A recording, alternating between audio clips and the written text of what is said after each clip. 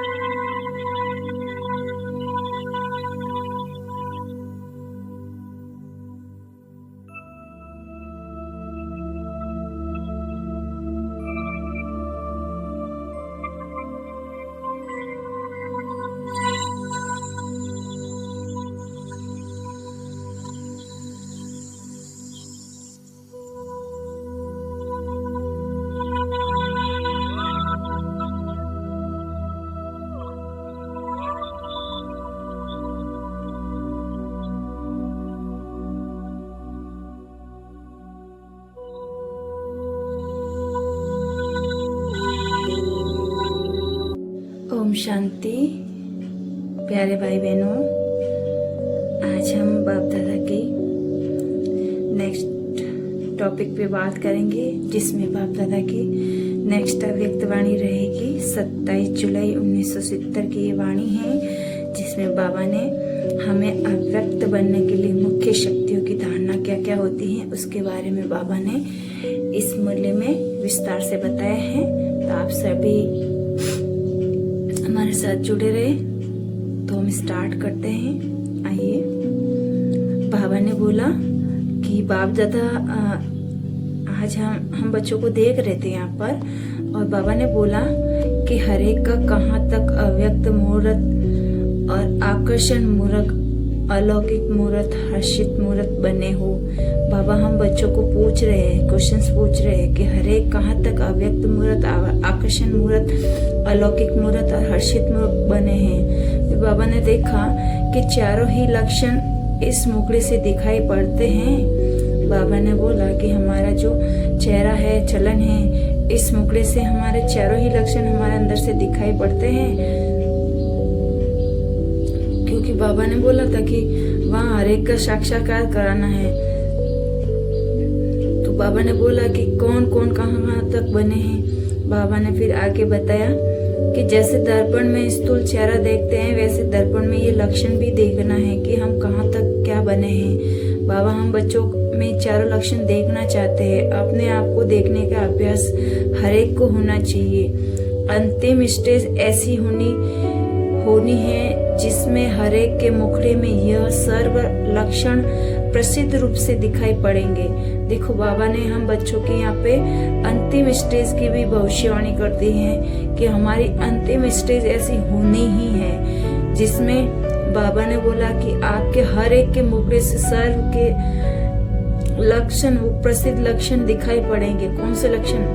अव्यक्त मुहूर्त, आकर्षण मुहूर्त, अलौकिक मुहूर्त और हर्षित मुहूर्त। ये सब बाबा ने बोला ये लक्षण दिखाई पड़ेंगे आपके अंदर से। अभी कोई गुप्त है तो कोई प्रत्यक्ष है, कोई गुण विशेष है तो कोई उसमें कम है। लेकिन बाबा बोल रहे हैं कि लेकिन ये संपूर्ण स्टेज, सभी लक्षण समान रूप में, प्रत्यक्ष रूप में दिखाई देंगे। कब दिखाई देंगे? अंतिम समय में, जिसमें सभी की नंबरवार प्रत्यक्षता होनी है। देखो बाबा ने आज इस वाणी में हमें प्रत्यक्षता का झंडा लहराने की बात कही है कि बाबा बोल रहे कि प्रत्यक्षता का झंडा कब लहराएंगे आप बच्चे।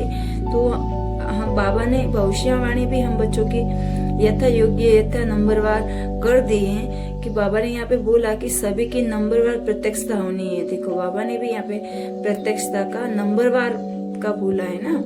जितना अपने यथा शक्ति, यथा योग्य, जो भी बच्चा जितना भी पुरुषार्थ करेगा उसके अकॉर्डिंग सब वो अपनी प्रत्यक्षता करा पाएंगे। बाबा ने आगे बताया जितना जितना जिसमें प्रत्यक्ष रूप में गुण आते जाते हैं उतनी उतनी प्रत्यक्षता भी होती जा रही है। बाबा ने बोला आपके अंदर जो प्रत्यक्ष गुण आते जा रहे हैं, आप उनके अंदर उतनी प्रत्यक्षता होती जा रही है। फिर बाबा ने आगे बताया कि आप टीचर आप बताओ। फिर यहाँ पे जो बाबा मिलन में जो टीचर्स आई हुई थी उनको बाबा ने पूछा कि टीचर्स आप बताओ इस पांडव सेना से क्या क्या कराना है। ये तो पहले से सुनते ही अपने में पॉइंट भरने का प्रयत्न कर लेंगे, फिर जो आपको मेहनत नहीं करनी पड़ेगी। फिर बाबा भी यहाँ पे चाहते हैं बच्चों से कि यह 1 सेकेंड में अपने को बदल सकते हैं। मुश्किल तो कुछ भी नहीं हो सकता। जो निमित्त हैं बने हुए हैं ना, उन्हों को मदद बहुत अच्छी मिलती है। बाबा हम बच्चों को यहाँ पे पांडव सेना बनाकर हमें बहुत अच्छा मददगार बनने के लिए बाबा बता रहे हैं। फिर बाबा ने आगे हमें बोला कि सभी ने जो लक्ष्य तो पूर्ण रूप से जो धारण किया है ना, वो बाबा आज हम बच्चों को आगे सुनाते हैं। अव्यक्त बनने के लिए मुख्य कौन सी शक्तियों को अपने में धारण करना है। बाबा हम बच्चों को ये बता रहे हैं कि अव्यक्त बनने के लिए आप कौन सी मुख्य शक्तियों को धारण करेंगे अपने में। तो यहाँ पे बाबा ने शक्तियों के बारे में भी बताया है कि कौन कौन सी शक्तियां धारण करनी है। वह बताते तो हैं ही बहुत, लेकिन मुख्य एक ही सहन शक्ति चाहिए। फिर बाबा ने बोला मुख्य एक सहन शक्ति तो चाहिए ही, परखने की शक्ति चाहिए, विस्तार को छोटा करने और फिर छोटे को बड़ा करने की भी शक्ति चाहिए। कहाँ विस्तार को कम करना पड़ता है और कहाँ विस्तार करना पड़ता है। समेटने की शक्ति, समाने की शक्ति और सामना करने की शक्ति और निर्णय करने की भी शक्ति चाहिए। बाबा ने यहाँ पे अष्ट शक्तियों का जिक्र किया है कि बाबा बोले सारी शक्तियां चाहिए। इन सबके साथ साथ सर्व को स्नेह सहयोगी बनाने अर्थात सर्व को मिलाने की भी शक्ति चाहिए। तो यह सभी शक्तियां धारण करनी पड़े तब ही तो सभी लक्षण पूरे हो सकेंगे।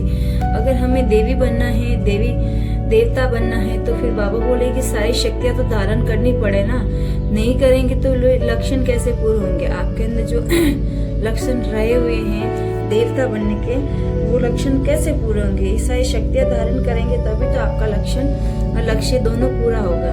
बाबा ने आगे बताया कि इसके लिए एक बात विशेष है, रूहानियत भी धारण करनी है। देखो बाबा ने सारी शक्तियों के साथ हमें एक विशेष बात को भी अटेंशन देने के लिए बताया है कि रूहानियत भी साथ में धारण करनी है और साथ साथ ईश्वरीय रूहाब भी हो। ये 2 बातें धारण करनी है, एक बात छोड़ना है। एक वह कौन सी है, कोई ने कहा रौब छोड़ा। बाबा ने बोला यहाँ पे कि कोई ने, वह कौन सी 2 बात हैं। कोई ने कहा रौब छोड़ना है, कोई ने कहा नीचपन छोड़ना है। यह तो ठीक है। कहाँ अपने में फेत न होने के कारण कई कार्य को सिद्ध नहीं कर सकते। बाबा यहाँ पे हम बच्चों के फेथफुल होने की बात कह रहे हैं कि बाबा पे फेत न होने के कारण कई कार्य हमारे सिद्ध होने से रुक जाते हैं, सिद्ध नहीं हो पाते हैं। वह कोई न कोई हमारे अंदर कमजोरी होने के कारण बाबा बोल रहे हैं कि यहाँ पे हमारे कार्य सिद्ध नहीं हो सकते। फिर इसलिए तो बाबा बोल रहे हैं कि नीचपन छोड़ना है, रोग भी छोड़ना है। दूसरा जो भिन्न रूप बदलते हैं, कब कैसा, तो वह भिन्न रूप बदलना छोड़कर एक अव्यक्त और अलौकिक रूप भट्टी से धारण करके जाना है। जिस अभी इस भट्टी में जो के भाई बहने टीचर्स और पांडव आए थे, उन सबके लिए बाबा ने यही बोला कि आपके अंदर जो एक गुण है ना, इनको आपको छोड़ना है और आपको ये वाली चीजें धारण करनी है। अव्यक्त और अलौकिक रूप से पट्टी से धारण करना है। ये दोनों रूप धारण करने हैं। बाबा ने बोला अच्छा तिलक तो लगा है, फिर अभी जो पट्टी में सिर्फ सौगात देते हैं, वो सौगात कौन सी देनी है अपने को। पट्टी में तो सौगात देते हैं। बाबा बोल रहे कि अपने को आप ही अपने को कौन सी सौगात देनी है। तिलक लगा हुआ है, ताजदारी भी है, वह ताज देना है। अगर वह छोटा ताज धारण किया तो फिर भविष्य में भी कमी पड़ जाएगी। बाबा ने बोला कि इस पट्टी में आपको जो तिलक लगा है, स्मृति का तिलक और पवित्रता का ताज देना है ना, बाबा ने बोला वह छोटा मतलब छोटे रूप में धारण नहीं करना है ना, उसको बड़ा ताज में धारण करना है, मतलब संपूर्ण वृत्ति धारण करना है। तो भविष्य में भी हमें संपूर्णता का पद मिलेगा, मतलब बड़ा पद मिलेगा, है ना। बाबा ने बोला कि विश्व महाराजन बनने आए हो तो फिर बड़े से बड़े ताज का होना आवश्यक है ना, फिर जिम्मेवारी अभी बड़ी उठानी पड़ेगी। बाबा ने यहाँ पे हम बच्चों को ये बताया कि जिम्मेवारियों को ताज लेंगे ना, यहाँ जिम्मेवारियों को ताज लेंगे तो भविष्य में आपको बड़ा ताज मिलेगा, बड़ा विश्व महाराजन का पद मिलेगा। फिर आगे बाबा बोले कि ऐसे लक्षण धारण करने हैं जो एक दो के संस्कार को मिलाना है, साथ साथ यह जो चाबी की निशानी है ना कि उनकी चाबी को लेकर जाना है। लेकिन ये दो बातें तो कायम तब रहेगी जब रचयिता और रचना का यथार्थ ज्ञान स्मृति में होगा। बाबा यहाँ पे बोल रहे कि आप लक्ष्य के साथ साथ जो लक्षण धारण करते हैं उनमें हमें संस्कारों को भी मिलाने का काम करना है, नहीं तो फिर ये चाबी लगेगी नहीं, है ना।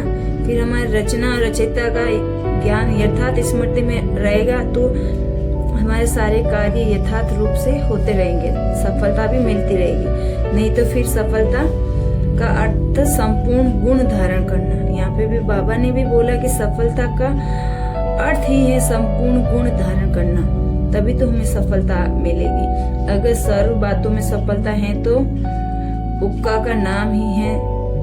उसका नाम ही है सफलता मूर्त। सफलता के सितारे उसी स्मृति में रह करने से ही तो सफलता का अधिकार प्राप्त होता है। सफलता के सितारे बनने से सामना करने की शक्ति आ जाती है, सफलता के सामने समस्या भी पलट जाती हैं। देखो बाबा ने बोला सफलता क्या चीज होती है। सफलता एक ऐसी अपॉर्चुनिटी होती है, ऐसी हमारे साथ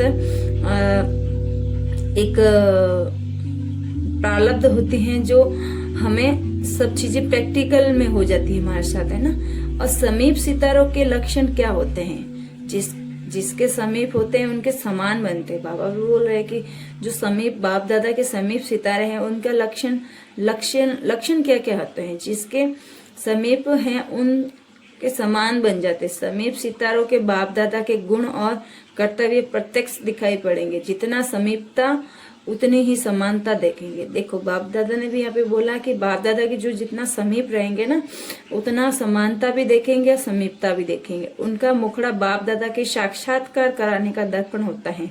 देखो बाबा ने यहाँ पे बोला कि उनका मुखड़ा भी बाप दादा का साक्षात्कार कराएगा भक्त आत्माओं को, और उनको बाप दादा का परिचय देने का प्रयत्न कम करना पड़ेगा, क्योंकि वह स्वयं ही परिचय देने के मूर्त हो जाएंगे।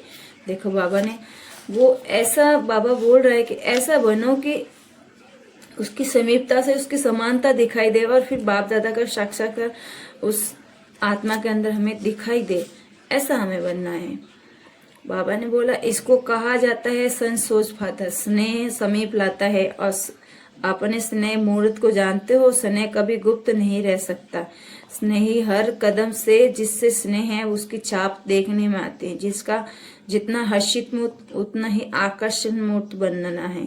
बाबा ने यहाँ पे बोला कि अंतर्मुखी और एकांतवासी का भी यह लक्षण धारण करने से जो लक्ष्य रखा है उसका सहज प्राप्ति हो सकती है, साधन से सिद्धि होती है। बाबा ने आगे बोला कि उदारचित्त, जितना आप उदारचित्त रहेंगे उतना ही सफलता आपके गले का हार बनेगी।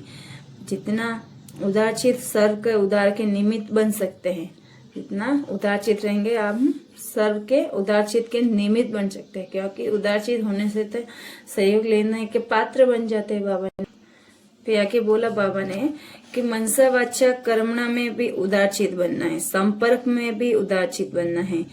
जो जितना उदारचित्त होता है वह उतना ही आकर्षण मूर्त होता है। बाबा ने भी तो यह सहज रीति करके दिखाया है हम बच्चों को, है ना। एग्जाम्पल तो बाबा है, तो हमें बाबा को फॉलो करना है। मधुबन में रहते मधुरता और बेहद की वैराग्यवर्ती को धारण करना है। बाहर रहते भी अगर यह लक्ष्य है कि गोया मधुबन निवासी है, जितना यहाँ रेस्पॉन्सिबिलिटी लेते हैं उतना ही वहाँ प्रजादार रेस्पेक्ट मिलेगा। बाबा ने यहाँ पे ये हमें बताने की कोशिश की कि जितना आप मधुबन में आते हो, यहाँ पे गोया मधुबन के निवासी हो, फिर आप जितना यहाँ आने के बाद रेस्पॉन्सिबिलिटी लेते हो ना, गोया उतना प्रजा आपके सत्युग में रेस्पेक्ट करेगी। सर्व के स्नेही, सर्व के सहयोगी, जितना जितना चक्रवर्ती बनेंगे उतना ही सर्व के संबंध में आ सकते हैं। फिर आगे बाबा ने बोला कि जो प्रैक्टिकल में सर्व का सहयोगी बनना है। बाबा ने यहाँ पे सुना है कि प्रैक्टिकल में सर्व के सहयोगी बनना है। योग की अग्नि सदैव जली रहे, इसके लिए मन, वाणी, कर्म और संपर्क ये चारों बातों की रखवाली करनी पड़े। जितना स्नेह है उतना शक्ति भी रखो। 1 सेकेंड में आकारी और 1 सेकेंड में साकारी बन सकते हो। वैसे ये प्रैक्टिस भी अनेक आत्माओं के कल्याण के लिए एक साधन है। इसमें कुछ भी खर्चा नहीं है, कम खर्चा वाला नशीन। बाबा ने बोला इसमें कुछ भी खर्चा नहीं आता है ना। जितना आप यहाँ पे अपने में शक्ति रखोगे उतना ही 1 सेकेंड में आकारी, 1 सेकेंड में साकारी बन सकते हैं। ये प्रैक्टिस आपके अनेक आत्माओं के लिए कल्याण का साधन बनेगी आगे जाके। तो फिर बाबा बोले इसमें कुछ खर्चा थोड़ी आता है, कम खर्चा बाला नसीन, ऐसी योजना बनानी है हर एक को। तो अभी हर एक में कोई ना कोई विशेष शक्ति है, लेकिन सर्व शक्तियां आ जाएगी तो फिर क्या बन जाएंगे। बाबा बोल रहे मास्टर सर्वशक्तिवान, फिर तो वह सभी देवताओं के गुण हो जाएंगे। फिर तो ये सारे देवता ही इष्ट सर्व शक्तियों के समान में कार्य करेंगे। तो बाबा बोल रहे कि आपका पुरुषार्थ यही है। अच्छा, बाबा ने भी अपनी वाणी को यहीं विराम दिया। ओम शांति। हम भी अपनी वाणी को यहीं विराम देते हैं। अच्छा लगे तो कमेंट जरूर कीजिए, और इसमें कुछ भी आपको अच्छा नहीं भी लगे तो भी आप कमेंट्स करके बताइए। ओम शांति।